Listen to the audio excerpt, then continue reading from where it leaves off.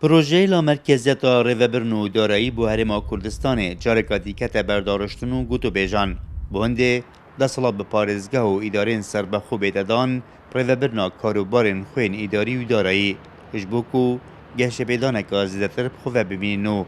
اندامه که جواتا پارزگاه دوشی لا مرکزیت اداری و دارایی بو پارزگاه هرمه بو باشید بینتن لب مرجه که زیان به قوار هرمه نگهینته ام همی گل هندینه بیشین همی فراکسیون نوا انجمنی لا مرکزی اداری بیشین برقرار ببیتن یام که بارجی بجکینه بالام شرط کیم کو بیشین کارتی کرن القواری هرما کردستان نکته و دم لا مرکزی اداری جید که بیتنه و بارجی بجکینه دا اکید کده بیشین ایکش مزاید لا مرکزی اداری بیشین آسان کاری شور کردن داس حالاتانه وزارت ابو پارزگاه ابو قیم قامی ابو ناحیه روتین دیکیم به تحولاتی دی پتر بیشین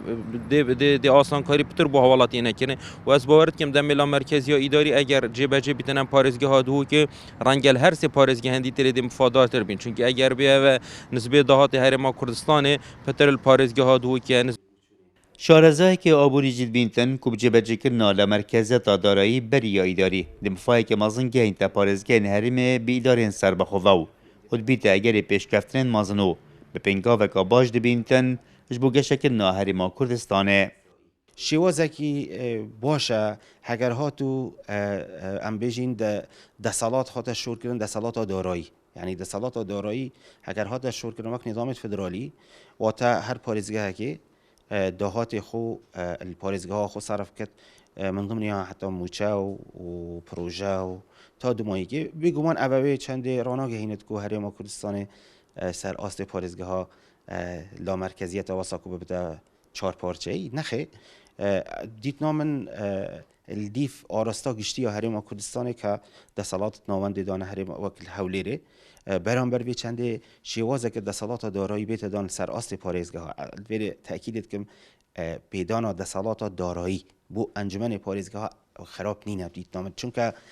در انجام توی هفرکی پیدا بد کو کیش پارێزگاه وک دسته یا هم بیشن انجمن پارێزگاه و پارێزگار و قایم قامن وان قضايا وحتى مدير ناحية سركفتنا وانا دي بت سر بنامای کفای فعالیه پروژه لا مرکزیت بو پروبرنا اداری و داراییش را یکتی نشمانی کردستان و پیشش جوات وزیران لهرما کردستان هاتیه کرن که 11 برگام خوفت گرتنو چاوره برسه و جوات وزیران السروی پروژه‌ای و افرو زوربه اعلان سیاسی داخازا پیرو کرنا وی سیستمی دکن رعت عمر كرسات نيوز زاخو